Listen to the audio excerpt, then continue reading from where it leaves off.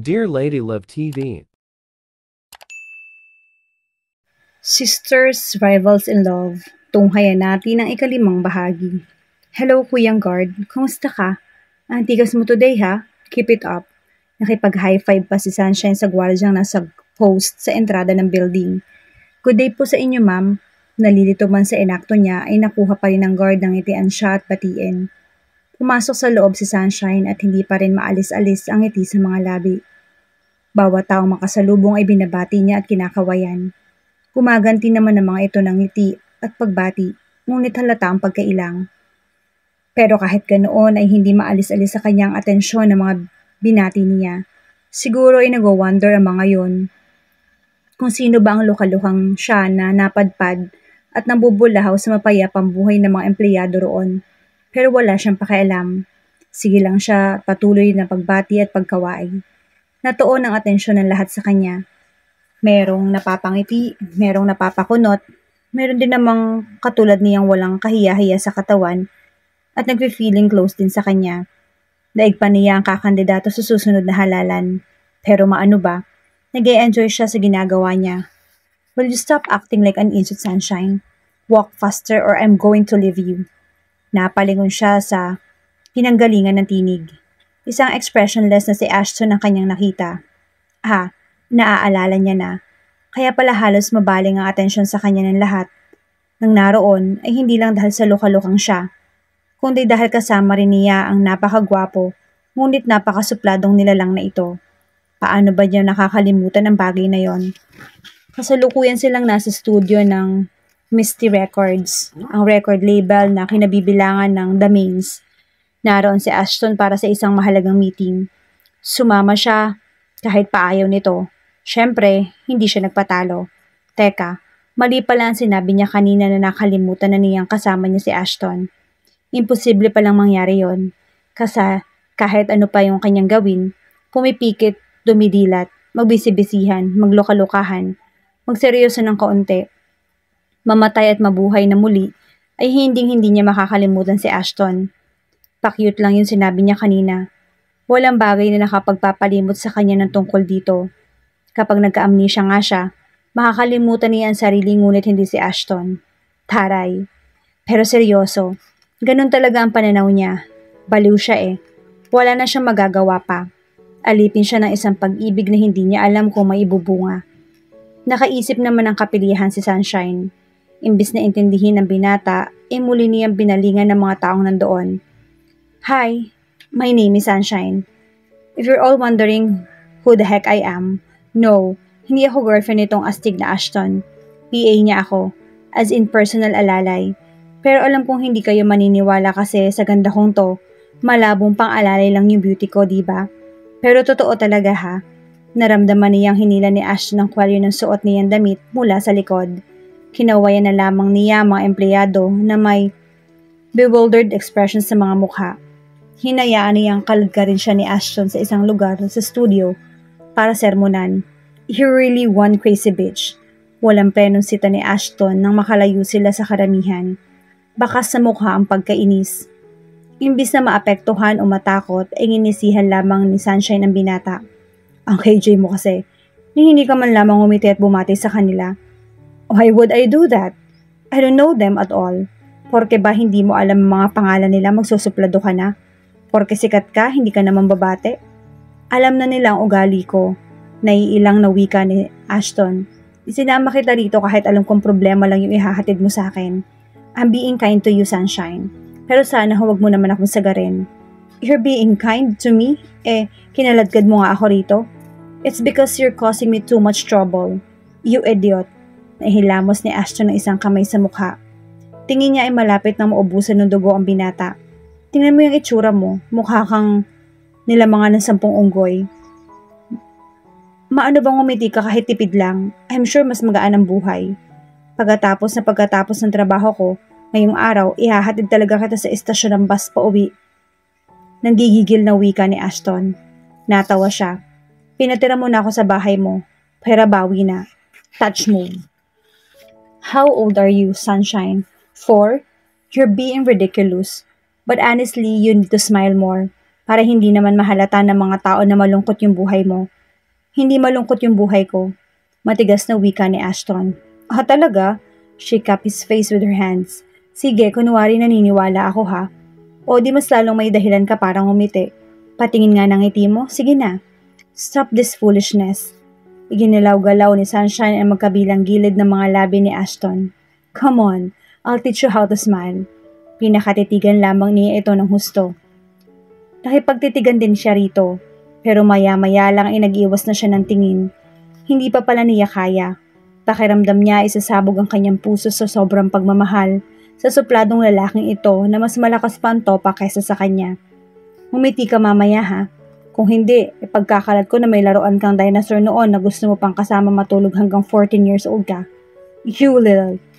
Tawa ng tawa si Sunshine nang lumayo si Ashton. Naglakad na sila papunta sa opisina ng manager ng The Means. Inayos niya ang buhok at ang suot na damit. Daig pa niya ang first time na makakakilala magiging in-laws. In her dreams, binuksan ng binata ang pinto ng opisina.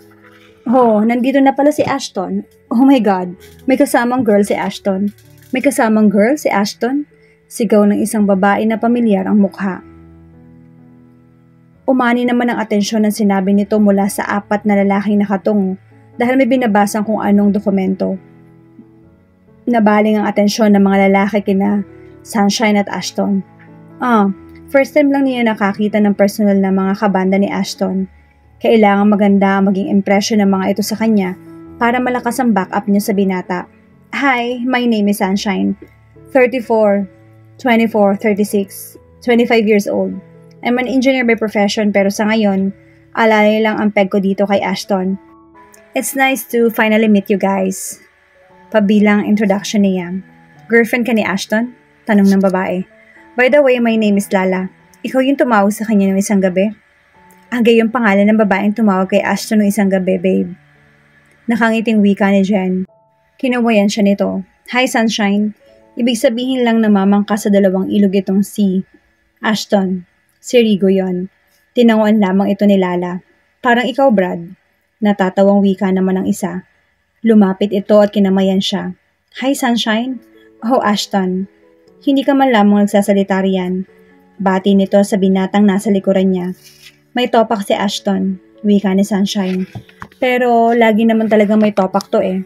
Sabay-sabay sila nagkatawanan dahil sa sinabi niya. Welcome to the family, Sunshine. Ani Lala. Thank you. Natatandaan niya na kung bakit pamilyar ang mukha ni Lala. Ito ang girlfriend ni Jen at naging viral pa nga sa internet yung proposal ng huli para sa babae. Hello, Sunshine. My name is Faye. We would like to talk to you some more but forgive us if we have to start the meeting. Nasa conference room na kasi ang mga representatives ng Asian label na nag-distribute ng album ng The Means all throughout Asia. I hope you understand kung maiiwan ka muna namin. Pwede mo kaming hintayin dito sa opisina ko, kung okay lang sa'yo. Ay, okay lang po ma'am, wala pong problema. Go, she said cheerfully. Bagay kayo ni Ashton, ani Johan. Kinindatan siya nito. Ngumisi si Sunshine. Makakasundo talaga niya ang mga ito. Feeling niya matagal na sila magkakakilala. Let's go. Walang emosyong wika ni Ashton. Masamang tingin na ibigay nito sa kanya. Behave yourself, Sunshine. Pagkatapos ay lumabas na ito ng opisina. Nagpaalam naman sa kanya si Faye. Naiwan siyang mag-isa. Pero maya-maya ay lumabas na si Sunshine. Katapat lang naman kasi ng opisina ang conference room. Kitang-kita niya ang mga tao sa loob dahil clear glass ang bumubuo sa kwartong yon. Matagal siya nakatayo roon at pinagmasdan si Ashton. Seryoso ito habang nakikinig sa usapan. Hi, siya naman ay hindi maalis-alis ang tingin sa binata. Kung sa kanya lang sana ito nakatingin parate. Kung sa kanya lang sana ito nagmamahal ng tangi. Napabuntong hininga si Sunshine. Ang hirap talagang mangarap ng gising. Napaatras ito nang biglang mapatingin sa kanyang direksyon si Ashton. Medyo na-cough off guard siya nang titigan siya ng binata na may blankong ekspresyon sa mukha. Na makabawi ay ngumisi siya. Then she mouthed the word, smile. Kumunot ang noon nito. In-stretch ng 2 daliri niya magkabilang gilid ng mga labi para imostra kung paano ngumiti. Lalo naman lumalim ang kunot ng noon ni Ashton. Kumibot-kibot pa ang mga labi. Patuloy lang naman siya sa paghihikayat sa binata na ngumiti. Then suddenly, a miracle happened. Pakaramdam ni Sunshine ay bumukas ang pinto ng langit at nagliwanag ang buong paligid. Paano kasi, kitang-kita niya kung paano unti-unting napunit ang isang napakagandang ngiti sa mga labi ni Ashton. Noon lamang niya muling naalala na may dimple nga pala ito sa kaliwang pisngi. Diyos ko, natutop niya ang dibdib. Nagpapalpitit yung puso niyang kumukota sa kilig. Pwede na yata siyang mamatay ngayon sa sobrang saya. Ngunit bigla ring nawala ang ngiti sa labi ng binata. Muling naging blanko ang ekspresyon at nag-iwas na ng tingin. Muli nitong ibinalik ang atensyon sa mga kausap. Pero bale wala na iyon kay Sunshine. Dahil nakasave na sa memory bank ng kanyang utak ang ngiting iyon na lalaking kanyang sinisinta. Forever na niyang maaalala iyon. Forever na nakatatak sa kanyang puso at isipan. Kinikilig na yata parati ang puso niya hanggang kasukasuan. Excuse me, napapitlag si Sunshine nang marinig ang tinig.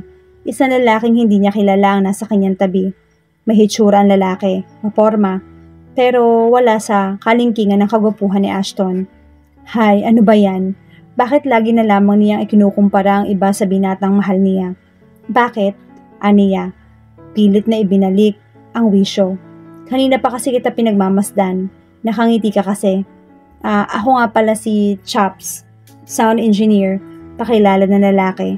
Hindi maalis-alis ang tingin sa kanya sa mukha. Hello, aniya at bumalik na sa pagkabiba. I'm Sunshine, PA ni Ashton ng The Mains. Inilahad niya ang kamay. Nanlaki ang mga mata nito. No way, ngumiti siya. Napakamot naman sa ulo ang lalaki ang kausap niya. Hindi talaga makapaniwala na PA ka nitong si Ashton. Sabihin mo na nagbibiro ka lang, Sunshine, at walang pagdadalawang isip na maniniwala ako. Bakit nagpapaalipin ka sa ungas na si Ashton? Bato ang puso niyan. Baka kung ano lang ang mangyari sa'yo kung magdididikit ka sa kanya. Nako, delikado yon. Baka gusto mo sa tabi ko na lang ikaw. Naku naman, dumiskarte na naman itong si Chops. Magtigil ka nga. Bigyan mo pa kami ng maiinom. Huwag mong guluhin niyang si Sunshine. Kahit anong diskarte mo riyan, mabibigo ka lang. Lumagok pa ng beer si Rigo pagkatapos sabihin yon. Nakangiti lang naman si Sunshine. Naroon sila sa gabing iyon sa VIP room sa bar na pagmamayari ni Chops. Kanina pa siya kinakausap ng binata. Magmapala pa nung magkita siya sa labas ng opisina ni Faye ay hindi na siya tinantanan.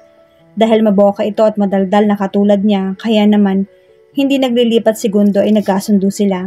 Sinamahan siya ni Chops sa paghintay na matapos ang meeting ni na Ashton. At nang matapos nga ay dumiretso sila sa bar na iyon. Kompleto ang buong banda, pati sina Lala at Faye ay naroon din. Mukhang laging nagpupunta ang mga ito roon dahil at home na sa lugar. Pero syempre may isang naiiba. Sino pa nga ba? Hayun at nasa isang sulok na naman si Ashton habang nakapikit ang mga mata. Tulog yata ang bruho.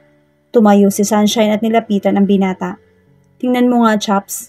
Kanina ka pa daldal ng daldal pero kay Ashton ka pa rin lumapit. Sumuko ka na, Brad. Napapaligiran ka na ni Ashton. Sunshine, bastard na ba talaga ako? Kunwari malungkot ang mukha ni Chops habang sinasabi yon. Tumango-tango si Sunshine. Biglang nagliwanag ang ekspresyon sa mukha ni Chops. She raised her arms and gave him a thumbs down sign. Bigla ang pagsimangot nito. Umani naman ang tagpong iyon ng tawanan mula sa mga kasama nila. Bigla namang nag-walk out si Chops. Nagdabog pa nga parang bata. Tingnan mo isang yan, ang saya-saya natin, tulog pa rin. Sita ni Lala. Hampalusin mo nga yan, Sunshine, ng magising. Niyugyug ni Sunshine ang balikat ni Ashton. Hoy, mister, gumising ka riyan. Tutulog-tulog ka ang saya-saya nga ng mga kaganapan. But he didn't even budge. Hey, Ashton, sige ka. Kapag hindi ka gumising dyan, magpapakasal talaga ako kay Chops. As in ngayon na, now na. Pero no effect pa rin. Why don't you give him a kiss just like in a fairy tale? Nakangising wika ni Johan. Umisi si Sunshine. That's one epic idea. Thank you. Dala ng kapilyahan na inilapit niya ang mukha sa mukha ni Ashton. He was sleeping without a single care in the world. Unti-unti, palapit na ng palapit ang kanyang mga labis sa mga labi nito. It was a joke on her part. Wala talaga siyang intensyon na nakawan iyon ng halik o ano. Nakikisakay lang siya sa kalokohan. Hindi niya magagawang halikan si Ashton nang hindi nito alam.